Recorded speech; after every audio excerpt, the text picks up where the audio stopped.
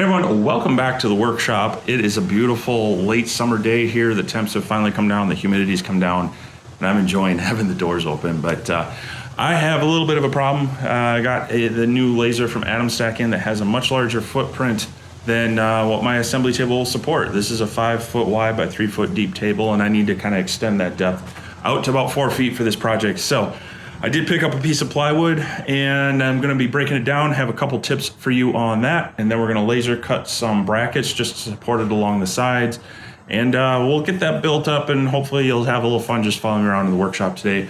Trying out my new camera here as well. It's a little action camera, maybe make it easier to get some shots and such, so we'll see how that goes. And yeah, just giving you a little behind the scenes look in my shop in between projects. So hopefully you enjoy this, and we'll have fun getting it done. So let's jump right into it.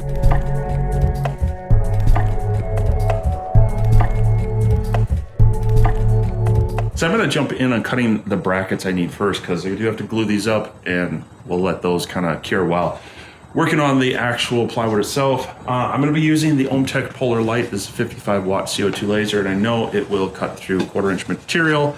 And this is a little more dense material. This is some 1/4 inch Baltic birch that I've got, and they're cut down into 12 by 20 sheets. So they're gonna drop in here really nice. I'm using a design that I've kind of used before. You see up on the wall here, I have hanging a few lasers that I do use on occasion, but I store up here. And I made some French cleat brackets that can slide around.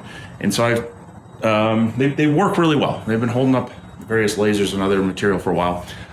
I'm basically taking that design and shrinking it down, knocking off the French cleats and things like that, and just cleaning it up a little bit. I'm gonna have about a 6-inch overhang on each side. So I'm making these about 5 3/4 inches just so that they're tucked under enough, but giving some support. And based on what I think, I'm gonna need about 6 of them. So I'll have 2 end pieces, one in the middle and then on each side. So I'm gonna get this set up. I've got the file set up in Lightburn already.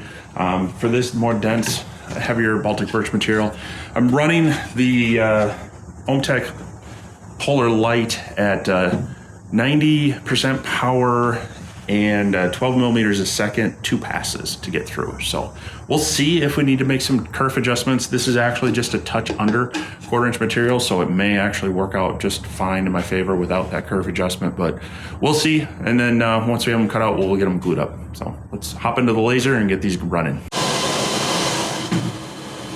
So I did do a few quick tests just to kind of dial in my speeds on this. Always good to do. And we will hopefully not run into any weirdness, but I've got plenty of this material to run through.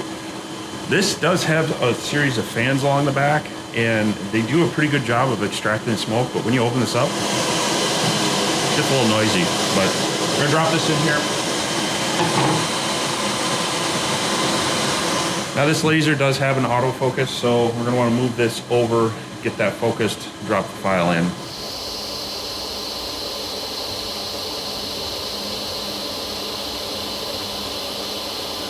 All right, we'll send this off through the laser. It's gonna make 2 passes. Hopefully we'll have some clean parts. Once we verify it on here, I'll set up a full sheet and we'll run them all.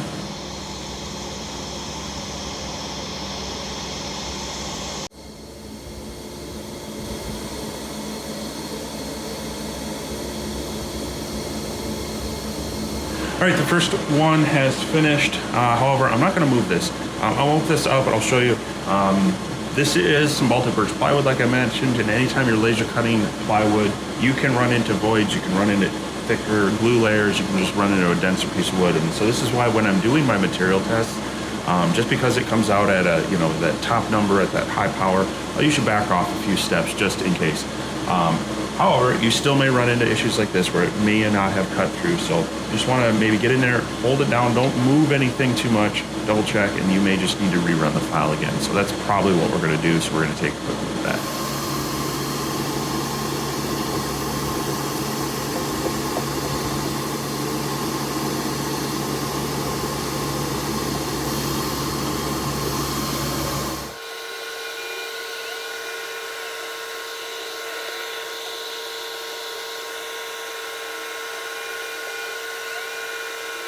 All right, so that second pass worked. We have our 3 parts.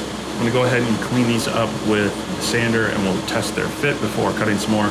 And just because I had that little problem, I think on the next run I might drop the speed down just 1 or 2 millimeters a second, just in case we run into some more issues. But let's hop over to the other workbench and test fit these. So a nice way to clean up your, like the overburn on these and such.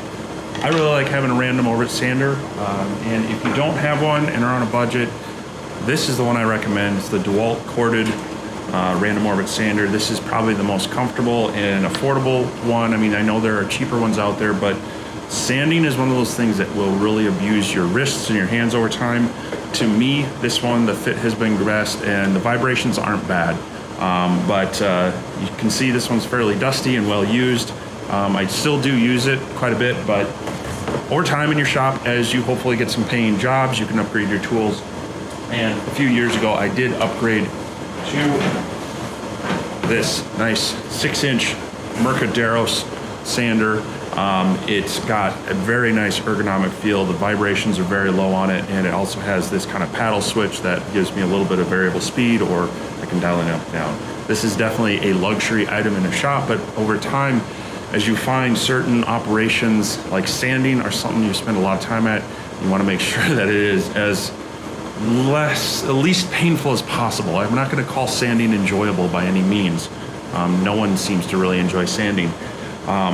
So why not make it a little bit better? So yes, this is a bit of a premium tool and a luxury item, but if it's something you're doing a lot, especially on bigger furniture and such, having one of these, upgrading to a nice one is worth it. So I've got some 180 grit sandpaper on here, and it is hooked up to a vacuum to help extract any dust and whatnot. We're just gonna kind of lightly go over the edges on all these, clean them up. You don't wanna go too deep, you don't wanna push down too hard, because then you're gonna be causing some variations in the thickness here, but we just wanna get these cleaned up.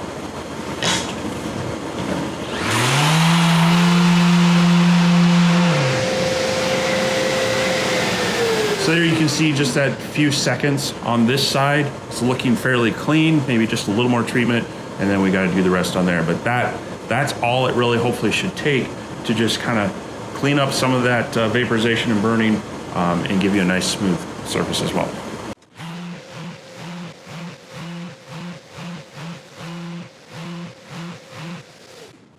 All right, we have these all cleaned up and smooth. I'm gonna just test these, and if they work well, then I'll cut the other side of this one, and then we'll be able to move forward. So I'm just looking for a snug fit. If they need to be pressed together, that's okay, but I don't want them stressing the wood. But you most importantly just want kind of a solid connection on there, and not anything that the glue is gonna have to fill a gap. So these are looking pretty good. We're getting a pretty tight joint on them, and I think I'm okay with that. We could probably increase the kerf just a little bit to offset that difference, but I'm gonna roll with it. The glue's gonna handle that. So let's get the files set up so that we can cut out a number of these.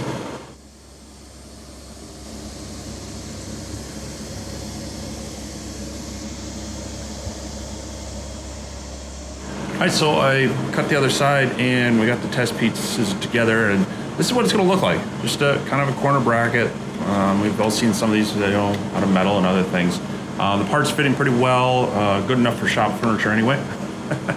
And so I am gonna glue this together. The idea is that this will get mounted to the table, and then we just have a plate up here we'll be able to drill through to kind of lock the plywood down to it, and that should provide enough support for just that 6 inches that's gonna hang over. For glue, I am going to be using some Titebond Speed Set. This will help kind of just pick things up. I won't have to leave them in clamps for too long. You don't want to stress any of this for too much, but I think we'll still be able to put these on there right away, because I'm also going to be using some CA glue and Kicker. I'm going to intersperse those. This is going to be acting kind of as the clamp. It's just going to hold everything together briefly while the actual wood glue cures.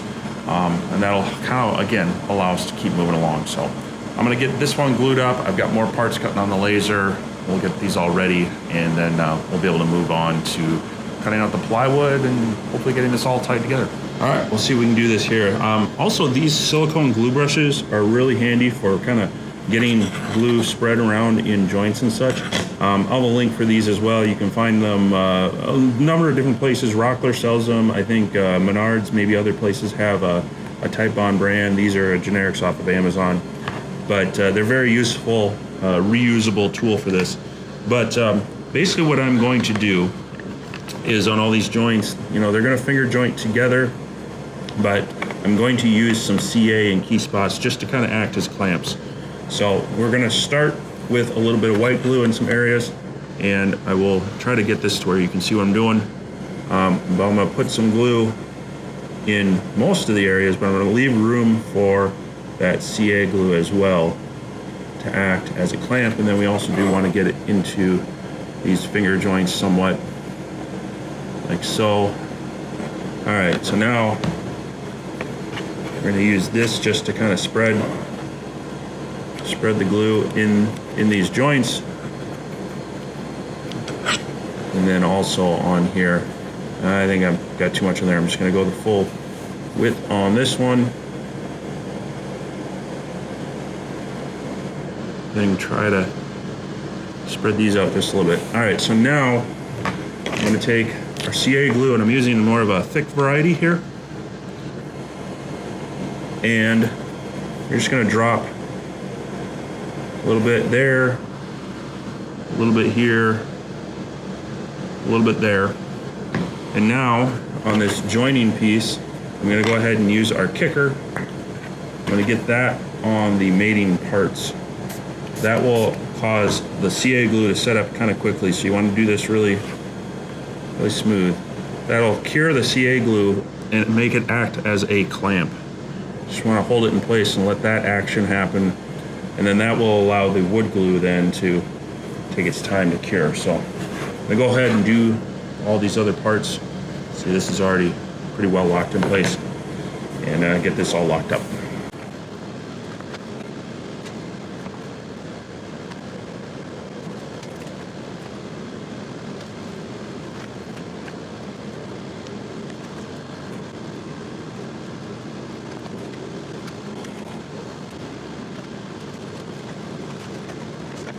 All right, so the one is glued up. The wood glue is still, of course, drying, but that should be even kind of initially set soon. But that CA glue is really what's holding this together for now. So I could probably tweak a few things on this if this is like super critical to have everything fitting exactly, but I'm okay with just some slight variances on this. Like I said, this is shop furniture. Good enough, it's gonna work. But I'm gonna go ahead and get the rest of them cut on the laser. We'll get them assembled here. It's just a bunch of rinse and repeat, so we'll just fly ahead, and you're gonna see me in a couple seconds with a set of 6 of these ready to go on the table.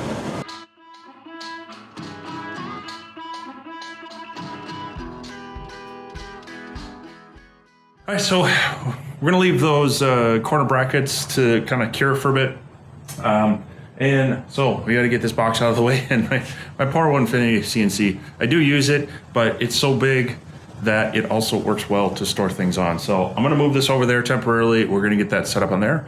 And then I'm gonna have to haul that other new shade of plywood in. We're gonna get it broken down, and I'll show you a couple things on there that might help you in the future.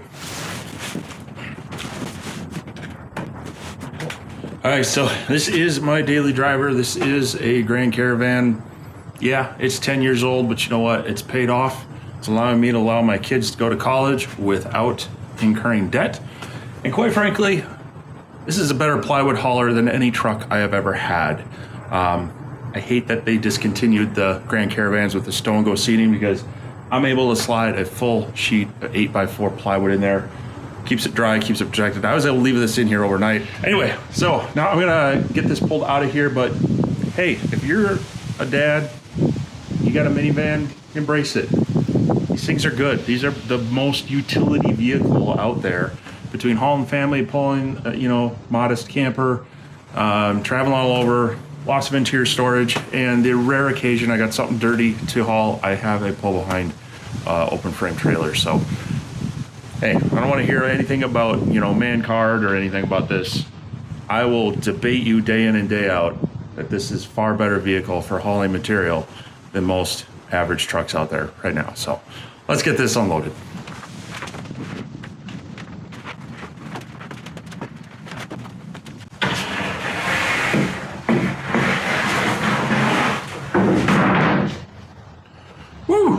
with your back, not your knees. So when I was at Home Depot picking this up, their panel saw was, of course, out of order. Happens quite often. So I couldn't have them cut it down, and quite frankly, I can make a cleaner cut anyway. So there are a lot of tools you could use for this. Of course, you could use the table saw and whatnot, but if you don't have a minivan that has a capacity to haul a full 4x8 sheet, you may want to grab yourself a couple tools to take to the store with you, and you can cut it down in the parking lot. We're going to do it here, but let me show you that. What you're going to need, of course, is, cordless circular saw. Brand wars out there. This one happens to be Rigid. Ryobi makes them, DeWalt makes them, everybody makes their own. Get yourself a battery powered circular saw. This is great for ripping down material, whether it is 1/8" plywood, 1/4" plywood, on up to 3/4 and whatnot. Very useful and portable, easy to have. So good investment for your shop. However, to make a nice straight cut, you're gonna want a guide, and this is a clamp-on guide. This is actually one you can pick up at Harbor Freight. It is a Pittsburgh clamp cut edge guide. You can see the label right there. These are like, I don't know, $10, $15, and they have this adjustable back on there, and then kind of the cam end on this side that will clamp onto the plywood, and it'll give you a nice straight edge to go along. So between using this and our circular saw, we can make a nice clean rip on that. You just want to take into account the width of, the offset on your saw. So depending on which side you're going to cut from, preferably you're going to ride that rail along here. You just want to subtract that difference right there. This is your blade guide, and that will give you a nice accurate cut. Track saw, of course, is nice because you can lay it right on the cut there, but those are a lot more expensive. This is cheaper, 10, 15 bucks. You can do this in parking lot. So let me get this marked out, that clamp down, and we'll get this cut.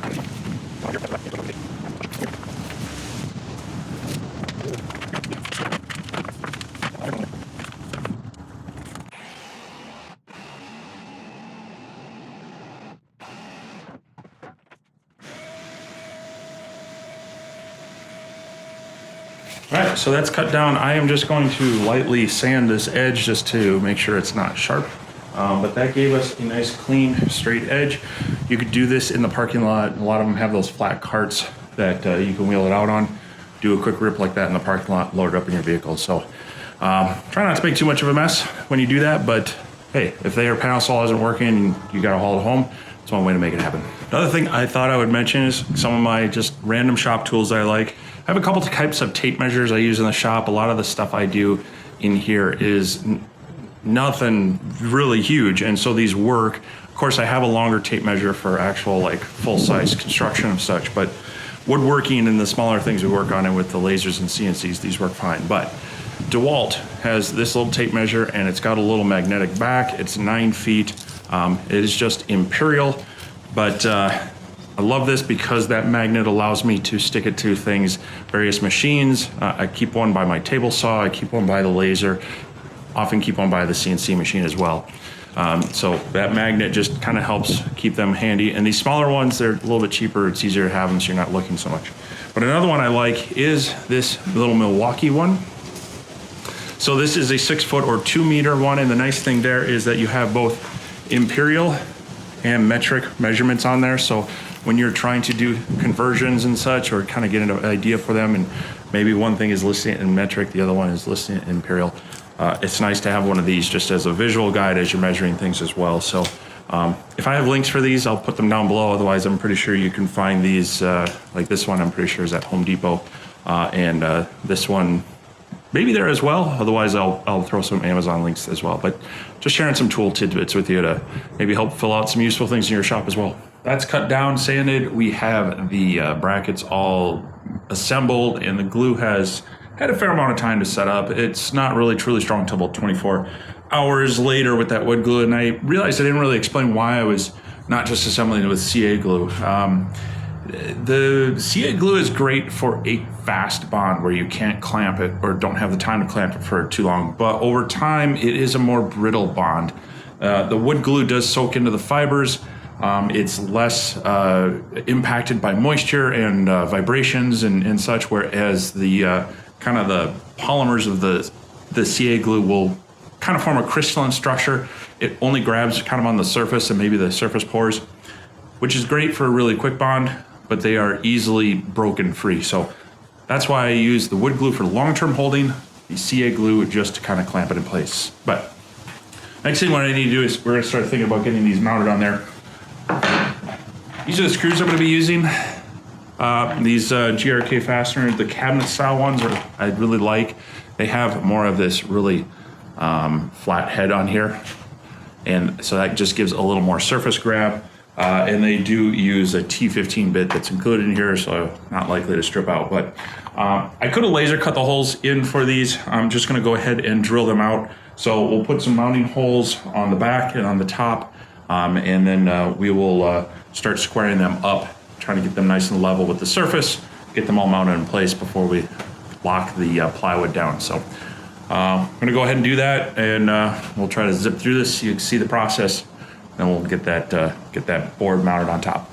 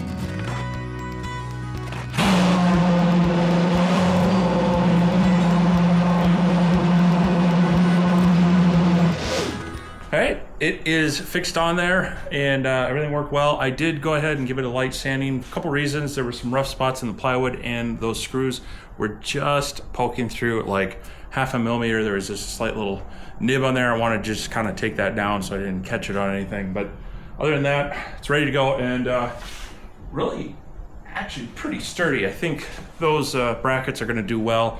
I don't know that I'm going to leave this on here permanently. It is nice having the larger working area, but it also takes up a little more space as a assembly table and such.